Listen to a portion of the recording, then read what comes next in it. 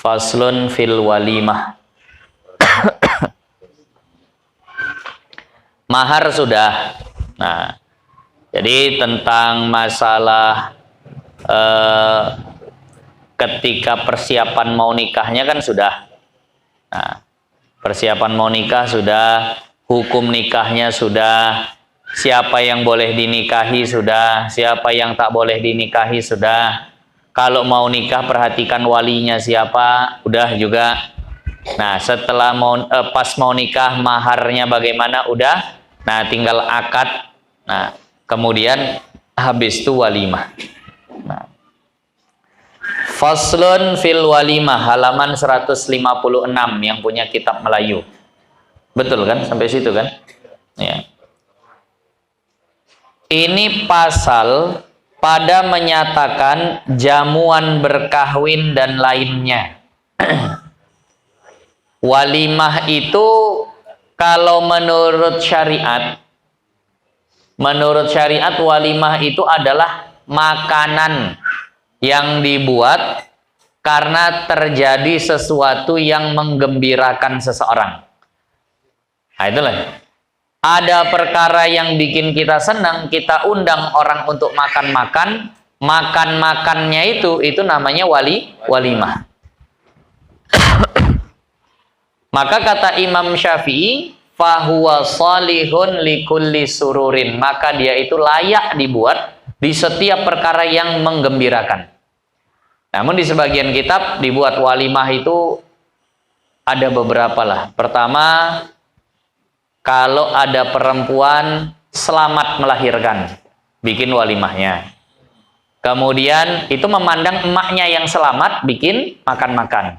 Memandang anaknya lahir dengan selamat ataupun anaknya sudah dilahirkan, maka bikin juga makan-makan akikah. Nah, kemudian khitannya laki-laki itu buatkan walimah juga ada. Kemudian sampainya orang dari perjalanan, orang umroh pulang bikin makan-makan karena bisa sampai lagi kembali dengan selamat, itu ada juga walimahnya. Masuk rumah baru, itu juga ada walimahnya. Khatam Quran atau khatam satu kitab, itu juga ada walimahnya. Makanya dulu kami kalau di pondok tiap khatam kitab itu makan-makan. Nah, tiap khatam kitab makan-makan. Di sini nanti kita kalau khatam kitab makan-makan. Entah kapan khatamnya. Entah kapan tapi khatamnya. Kami di pondok khatam karena sehari ngaji 6 kali. Nah, jadi cepat khatam. Nah, sini sebulan 2 kali. Nah, itu pun tadi kata Pak Jali nak ditambah lagi. Mana kalau ditambah lagi satu kitab tentang, ada satu tadi dibahas muamalah atau yang lain. Oh, tambah entah kapan lagi hatamnya. Nah, ada yang guru ngajar artinya kayak Ustadz Hafiz atau yang lain memang sampai hatam betul tuh? Jarang. Dari luar belum ada, tapi kampung sini ada. Nah, ya. Kalau dari luar tak ada yang belum pernah ada yang hatam. Nah, kadang kitabnya belum hatam, gurunya udah hatam duluan. Atau jamaah yang hatam duluan. Nah, usianya maksudnya hatam. Nah, jadi itu bikin walimah. Nah, ada yang seperti bikin. Kemudian juga misalnya hafal Quran atau yang semisalnya. Nah, kalau Imam Syafi'i lebih umum lagi. Pokoknya perkara yang menggembirakan bikin walimah. Anaknya wisuda senang dia bikin walimah. Naik jabatan, ada gajinya bertambah, senang dia bikin walimah. Pokoknya segala yang menggembirakan. Nah, kata ulama, walimah itu adalah makanannya. Jadi mohon maaf, ketika bikin walimah apapun, termasuk walimah pernikahan, yang jadi fokus utama dalam walimah itu apanya berarti? Makanannya, bukan pelaminannya. Nah, bukan kursinya, bukan keyboardnya, bukan tendanya, segala macam. Tapi yang menjadi fokus daripada walimah itu adalah makanannya. Nah, ini yang mungkin nak bikin acara walimahan, fokuskan ke makanan. Itulah cara memuliakan tamu. Pelaminan itu mohon maaf tak dinikmati tamu itu. Nah, tak dinikmati tamu. Tak apalah kali dibahas-bahas tamu. Pelaminannya kurang cantik atau tak pakai pelaminan pun, asal makanannya mantap, berkesan kali itu. Tapi pelaminannya mewah, makanannya tak betul, itu yang jadi pembahasan tamu. Gimana kau rasa malam? Tak daging apa? Tak bisa digigit. Nah. Jadi maka oleh karena itu makanan yang diutamakan, banyakkan saja.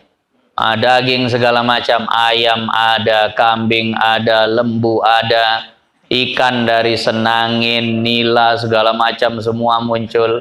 Makanan ringannya mulai dari roti jala, serabi, lupis, sate ada semua. Oh, senang kali tamu tuh. Insya Allah tak pulang-pulang tamunya.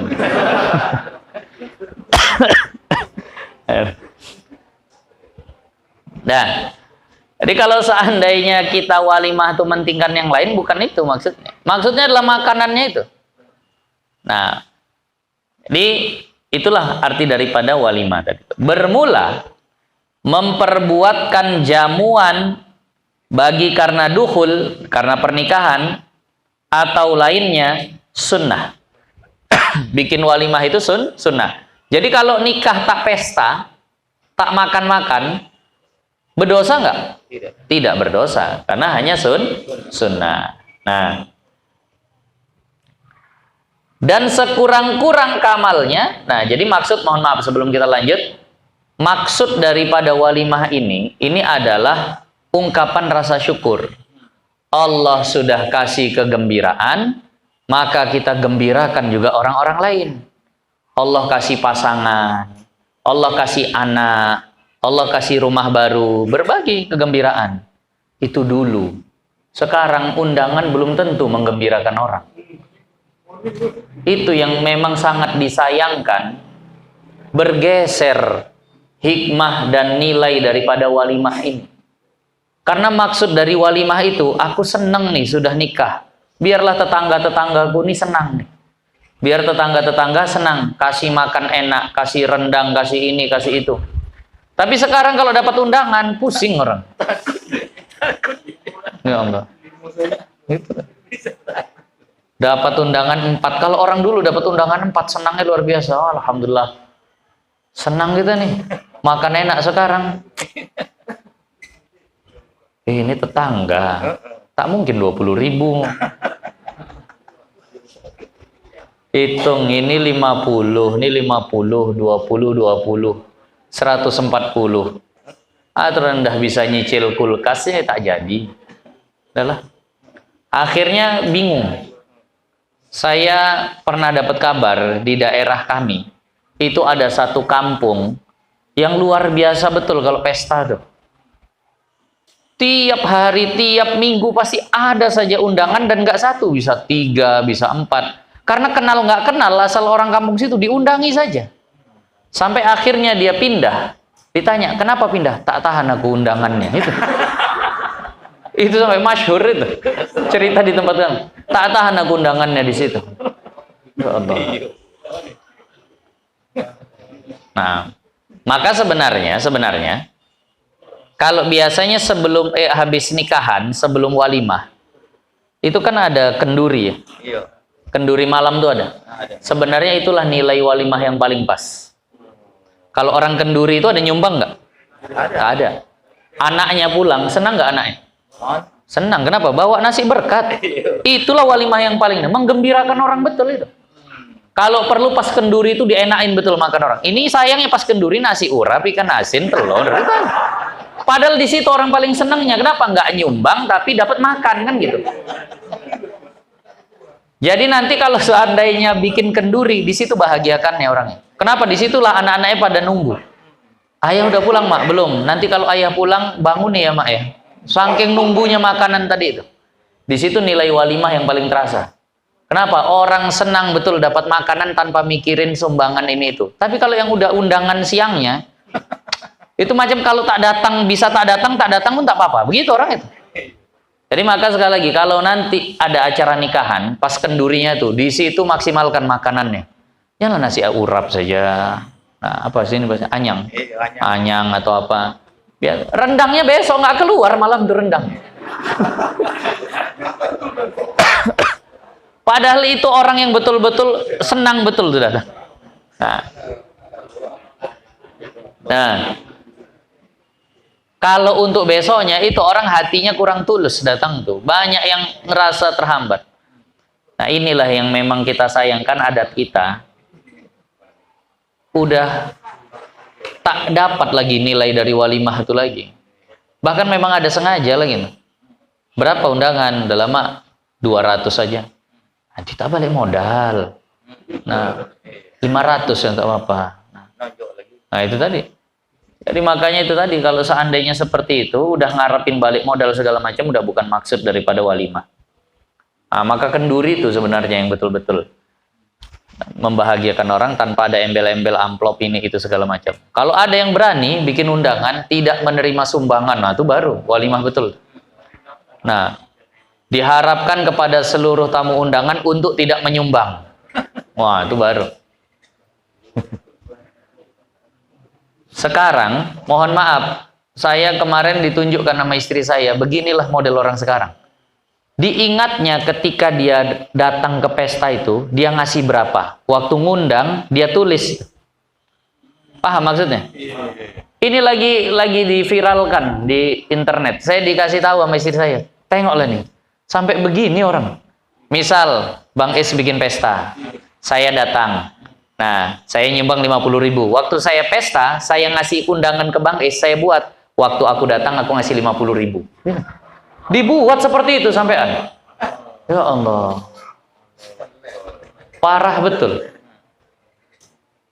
Ada yang nyumbang beras, ditulis berasnya berapa. Itu tadi, waktu dia ngundang orang tadi. Lagi viral nih di internet. Nah, sampai seperti itunya, ya Allah. Akhirnya undangan apa nilainya seperti itu? Walimah apa yang seperti itu? Tak ada. Nah, itu tadi. Maka terkadang kayak undangan rumah baru, undangan akikah, yang kadang orang-orangnya tak nyumbang, itu lebih bagus daripada walimah urs. Padahal yang wajib kan itu. Nah, nah, cemana lah meluruskannya tak tahu lagi saya. Nah, udah begitu. Pokoknya diundang bayar, diundang bayar. Aku sampai dihitung-hitung kadang. Nah, berapa nyumbang bang? 20.000 lah. Tak cocok bang. Kita berlima. Satu piring nasi 10.000. Ini kita 50. Macam hitung-hitungan begitu kadang di rumah udah. Macam bukan undangan. Kalau gitu ke rumah makan aja udah jelas. Nah, dan sekurang-kurang kamalnya, minimalnya yang sempurna, minimal tapi sempurna, itu maksudnya. Nah, minimal yang paling sempurna yang paling bawah lah.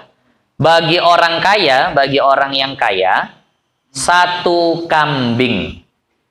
Minimal lah. Nikah, sembelih 1 ekor kambing. Dan satu lagi yang bergeser dari acara walimahan ini adalah sebenarnya walimahan ini disunnahkannya, arah kesunahannya itu untuk siapa? Yang nikah kan ada 2, ada suami ada istri. Yang dianjurkan arah bikin walimah ini sebenarnya siapa? Suami. Suami sebenarnya. Tapi sekarang ini yang lebih sibuk menghandle atau bikin acara walimah itu pihak suami atau istri? Istri. Nah, itu juga agak melenceng. Karena kalau dulu Rasulullah bikin walimah, memang yang laki-laki. Nah, kalau sekarang kan itu ditangani seolah yang menyelenggarakan walimah itu adalah pihak perempuan. Nah, laki-laki paling cuma ngunduh aja. Nah, padahal walimah ini adalah kesunahan yang diarahkan kesunahannya kepada laki-laki. Nah, sekarang udah tak berkuasa kadang laki-lakinya pun lagi. Masa apa serahkan sama perempuan saja. Itu juga sudah mulai berubah. Nah, tapi itulah payahnya yang seperti itu. Makanya enak memang kalau orang ngaji jumpa orang ngaji, keluarga ngaji jumpa sama keluarga orang ngaji. Nah, kalau itu baru ini walimah tanggung jawab kami. Jadi insya Allah kami tentukanlah di mana. Yang perempuan pun paham misalnya. Oh iya betul. Memang ini pihak laki-laki, acaranya pihak laki-laki. Kami ikut aja lah pokoknya. Kan begitu. Nah, kalau sama-sama ngaji sekarang, pokoknya sini uang angus terserah kami berapa. Mau kayak mana? Nah, jadi minimalnya bagi orang kaya itu 1 ekor kambing. Dah sembelih 1 ekor kambing, berapa yang bisa diundang? Diundang. Ya kalau kambing 1 ekor pula lah bisa sampai ngundang 200 orang. Berapalah sepantasnya. Nah, dan bagi yang fakir, barang yang mudah baginya. Sementara kalau dia orang fakir, ya pakai apalah yang mudah baginya daripada barang yang ia kuasa atasnya. Dan dalil pensyariatan walimah, hadis dalil pensyariatan walimah, ini fi'li dan qauli. Dari perbuatan Nabi juga dari ucapan Nabi. Nah, ketika Nabi bertemu dengan seorang sahabat, namanya Sayyiduna Abdurrahman bin Auf. Nah, beliau lihat kok kayaknya agak lain. Maka beliau katakan, aku baru nikah ya Rasulullah. Nah, maka apa kata Rasulullah? Aulim walau bisyatin. Nah, bikin walimahan walaupun dengan seekor kambing. Kenapa Rasulullah langsung katakan walaupun dengan seekor kambing? Kenal Sayyiduna Abdurrahman bin Auf. Nah, ada hadis baginda Nabi. Hadis baginda Nabi bilang begini. Nabi yang paling lama masuk surga, akhirul anbiya dukhulan ilal jannah, Sulaiman. Nabi yang paling lama masuk surganya, Nabi Sulaiman. Wa akhirul ashabi wa min ashabi, Abdurrahman bin Auf. Dan yang paling lama masuk surga dari kalangan sahabatku adalah Abdurrahman bin Auf. Itu dari sabda Nabi. Memang begitu bunyinya. Abdurrahman bin Auf dengar ini, tak enak hatinya. Kok lama aku masuk surga? Kata Rasul, li ghinahu, karena kayanya dia. Hisapnya lama. Nah, ini orang kaya luar biasa ini. Bahkan Sayyiduna Utsman pun mungkin kalau dari hadis ini seolah kaya apa, kalah kekayaannya.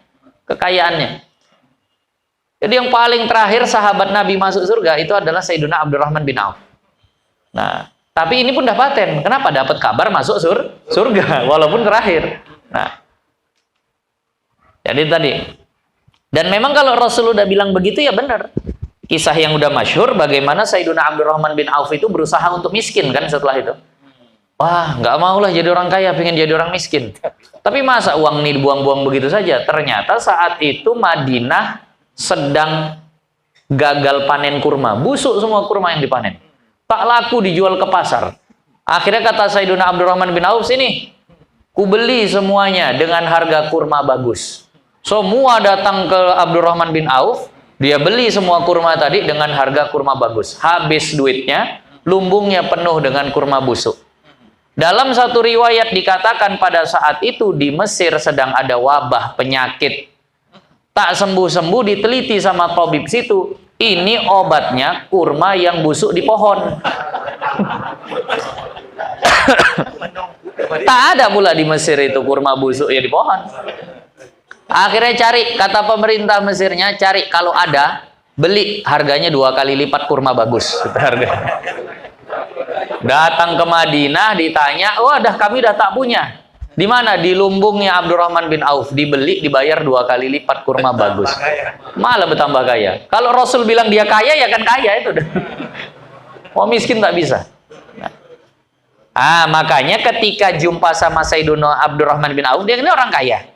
Maka kata Rasulullah, aulim walau bisyatin. Makanya dikatakan adnal kamal. Kesempurnaan tapi paling bawah. Dia orang kaya, bikinlah walimah walaupun dengan nyembelih seekor kambing. Kalau yang jumpa orang miskin dibilang begitu ya keberatan orang miskin nih. Nah, jadi ini dalil dari ucapannya Rasulullah. Sementara fi'ilnya Rasulullah itu juga ada. Yang sering diceritakan ketika Rasulullah itu pulang dari perang Khaybar. Rasulullah menang perang Khaybar tadi itu. Rasulullah menang di perang Khaybar, dapatlah tawanan-tawanan perang. Di antaranya adalah Sayyidatuna Safiyah binti Huyai. Sayyidatuna Safiyah binti Huyai. Ketika lagi dikumpulkan tawanan perang tadi, ada seorang pemuda paling tampan yang peringkat 2 lah ketampanannya setelah baginda Nabi. Siapa namanya? Dihyatul Kalbi. Nah, Sayyiduna Dihyatul Kalbi bilang begini kepada Rasulullah, "Ya Rasulullah, boleh nggak aku minta satu budak perempuan yang ada di tawanan-tawanan perang kita nih?" Kata Rasulullah, "Ambillah." Maka dipilih yang paling cantik, Sayyidatuna Sofiyah binti Huyai. Dia ambil, hendak dia nikahi. Tiba-tiba yang lain protes. "Wahai Rasulullah, engkau tahu siapa Sayyidatuna Sofiyah, siapa Sofiyah binti Huyai? Dia tuh orang wanita paling terhormat di orang-orang Yahudi sekitar sini. Dia tuh wanita paling terhormat. Nah, tidak layak dia itu selain untukmu ya Rasulullah." Maka sama Rasulullah dipanggil, Dihyah, panggil Dihyah. Pilih yang lain, jangan yang itu. Nah, untuk menghormati orang yang terhormat. Itu tujuan Rasulullah. Karena semua orang keberatan. Masa langsung dihinakan kami? Yang paling mulia di kami kok diambil sama orang-orang biasa? Ya sama engkau lah ya Rasulullah. Biar walaupun kami jadi tawanan, tapi masih ada harga diri kami. Itulah Rasulullah adabnya. Maka kata Rasulullah, pilih yang lain, jangan yang ini.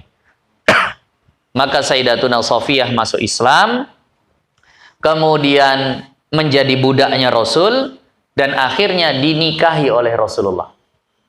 Dinikahi oleh Rasulullah. Setelah dinikahi, Rasulullah bikin walimahnya.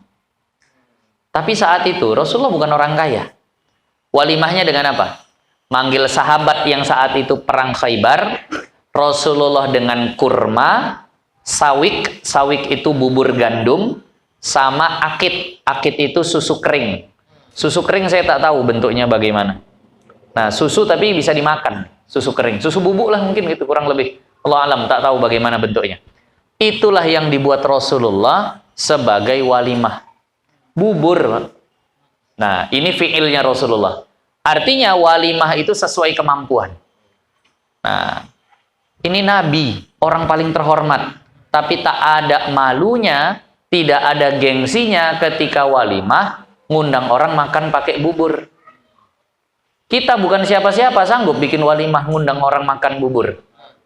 Tak sanggup kita. Itulah tawadhu'nya Rasulullah. Nah, itu walimah untuk Sayyidatuna Sofiyah binti Huyai. Maharnya adalah merdekanya Sayyidatuna Sofiyah. Maharnya apa? Engkau merdeka, kata Rasul. Ah, maka dibawalah ke Madinah. Di saat itu, nah, itu istri-istri Rasulullah yang lain agak gempar. Kenapa? Ini wanita Yahudi ya maksudnya. Maka ketika sampai singgah di satu rumah sahabat, para wanita penasaran dengan istri Rasulullah yang baru nih. Semuanya datang termasuk Sayyidatuna Aisyah. Tapi sambil pakai cadar. Nah, gengsi lah ngelihat-ngelihat gitu saja. Biar nggak diketahui gitu. Nah, sambil pakai cadar kemudian ngelihat Sayyidatuna Sofiyah tadi itu. Nah, setelah dia keluar Rasulullah tanda. Dikejar sama Rasulullah, ditahan. Nah, aku tahu kau Aisyah, walaupun pakai cadar. Nah, apa yang kau lihat di dalam? Apa kata Sayyidatuna Aisyah? Wanita Yahudinya yang ada dalam itu. Itulah kata Sayyidatuna Aisyah. Apa yang kau lihat di dalam? Wanita Yahudi. Jangan ngomong gitu, dia sudah masuk Islam. Nah, itulah kata. Jadi Sayyidatuna Sofiyah ini memang kecantikannya itu sangat-sangat dicemburui sama istri-istri Rasulullah yang lain. Tapi Rasulullah memang luar biasa jadi suami. Membelanya tuh bagus betul. Tanpa menyalahkan yang lain, tapi tetap bela yang sini. Jadi pernah satu saat Sayyidatuna Sofiyah didatangi sama Sayyidatuna Hafsah dan sama Sayyidatuna Aisyah. Nah, kalau bahasa kita, kau ini kan wanita Yahudi. Kau ini keturunan Yahudi. Nah, aku keturunan Abu Bakar. Dia keturunan Sayyiduna Umar. Hafsah sama Aisyah kan gitu. Kau ini keturunan Yahudi. Jadi kalau bahasanya sadar diri lah. Namanya lagi cemburu lah. Menangis Sayyidatuna Sofiyah. Kemudian datang kepada Rasulullah. Nah, tanya Rasulullah, kenapa menangis? Madu-maduku atau istri-istri engkau yang lain itu mengatakan mereka adalah keturunan orang-orang terdekatmu. Sementara aku adalah orang Yahudi. Apa kata Rasulullah? Ternyata Sayyidatuna Sofiyah ini luar biasa. Nasabnya itu. Kenapa tak kau balas? bilang, kau ini anaknya Harun, ayahmu Harun dan pamanmu Musa. Ternyata nasabnya Sayyidatuna Sofiyah itu sampai kepada Nabi Harun. Nabi Harun ini adalah saudaranya Nabi Musa. Aturan kau bilang, pamanku Nabi, ayahku Nabi, suamiku Nabi. Mau apa kalian? Nah, gitu. Seharusnya begitu, karena semulia-mulianya Sayyidatuna Aisyah tak sampai nasabnya ke Nabi. Ceria lagi setelah itu Sayyidatuna Sofiyah. Tapi nggak dibilang, tak menyalahkan yang lain. Itulah luar biasa Rasulullah. Nah, kalau tak sanggup begitu, tak usahlah berlebih-lebih. Satu aja. Luar biasa, tak sanggup membela diri, apalagi membela orang.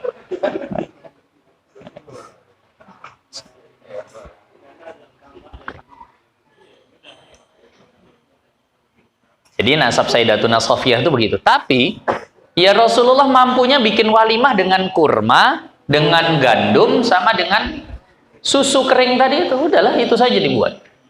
Nah, jadi jangan memberat-beratkan diri dengan yang seperti itu. Dan memperkenankan bagi seruan walimah duhul itu walimatul urs ya. Dan memperkenankan bagi seruan walimah dukhul itu wajib. Kalau kita diundang datang ke walimatul urs, pesta pernikahan, itu hukumnya wajib. Itu hukumnya wajib. Fardu ain, itu hukumnya fardu ain. Nah, dan kata qil, tapi ada satu pendapat fardu kifayah. Nah, jadi kalau seandainya diundang tak datang, berdosa. Nah, itu yang pendapat paling kuatnya. Nanti dengan beberapa syarat ya. Undangannya harus tertentu. Ini bentar lagi Syawal nih ya. Bentar lagi Syawal. Karena memang akad nikah yang paling bagus itu di bulan Syawal. Nah, akad nikah paling bagus di bulan Syawal. Ada yang berencana nikah, Syawal nih bagus. Nah, ini Rajab, habis Rajab, Sya'ban. Udah masuk Rajab nih ya, tadi ini barusan, 1 Rajab. Kemudian habis Rajab, Sya'ban. Kemudian habis Sya'ban, Ramadan, habis itu Syawal. Dapatlah 4 bulan, 3 bulan lagi. Nah, 3 bulan lagi masuk Syawal. Syawal tuh yang bagus untuk akad. Kalau tak dapat Syawal, pilihan kedua yang bagus itu adalah bulan Safar. Nah, jadi pilih 2 bulan tuh untuk tabarukan kepada baginda Nabi. Nah, kenapa Safar dipilih? Karena Rasulullah menikahkan Sayyidatuna Fatimah dengan Sayyiduna Ali bin Abi Thalib di bulan Safar. Nah, jadi itu juga dipilih. Nah, jadi nanti kalau di bulan Syawal banyak undangan, kita diundang, tak datang berdosa. Kalau undangannya memenuhi syarat untuk didatangi. Karena banyak undangan tidak memenuhi syarat untuk didatangi. Bahkan ada undangan yang haram untuk didatangi. Nah, kalau ada pula keyboard bongkarnya di situ haram. Kalau ada orang minum-minum khamar di situ haram didatangi. Nah, tadi.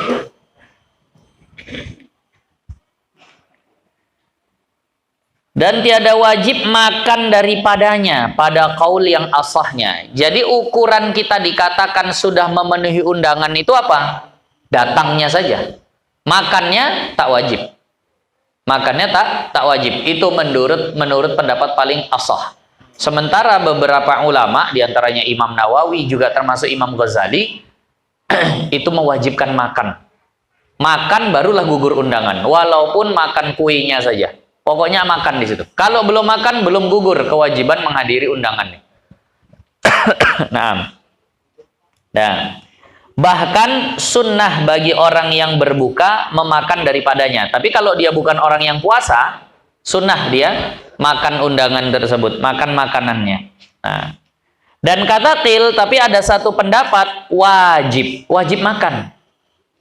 Dan mensahihkan dia, yang mensahihkan wajib makan ini siapa? Oleh Imam Nawawi pada Syarah Muslim. Nah, kitab Sahih Muslim itu ada disyarah oleh Imam Nawawi. Di dalam kitab itu Imam Nawawi mewajibkan makan kalau datang undangan. Nah, kadang karena udah padat kali, sehari itu bisa sampai 5 sampai 6 undangan. Sini udah makan, sana udah makan. Yang terakhir cuma ngasih amplop aja pulang habis.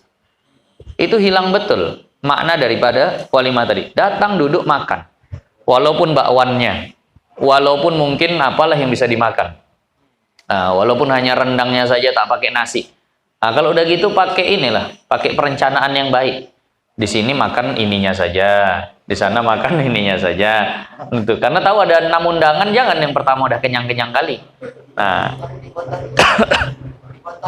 kalau dibontoti asal dimakan di rumah nggak masalah. Pokoknya dimakan tadi. Nah, jadi kata Imam Nawawi wajib makannya. Nah, adapun memperkenankan seruan bagi lain daripada walimah dukhul. Nah, tapi kalau walimahnya bukan walimatul urs, bukan pesta pernikahan, pesta akikah, rumah baru, baru pulang umroh, atau yang lainnya, memperkenankan mendatangi, nah, memenuhi undangan yang seperti ini tiada wajib, itu hukumnya nggak wajib, bahkan sunnah jua, tapi hukumnya sunnah. Nah, dan sanya wajib memperkenankan seruan walimah dukhul atau sunnah memperkenankan bagi yang lainnya daripadanya itu dengan syarat. Ini akan datang 1 jam udah. Nah, jadi nanti syarat-syarat walimah itu sunnah didatangi atau wajib didatangi. Kita lihat nanti kita bikin pesta kira-kira wajib nggak didatangi atau justru malah haram, na'udzubillah. Nah, ini akan datang syarat-syarat walimah itu sunnah atau wajib didatangi.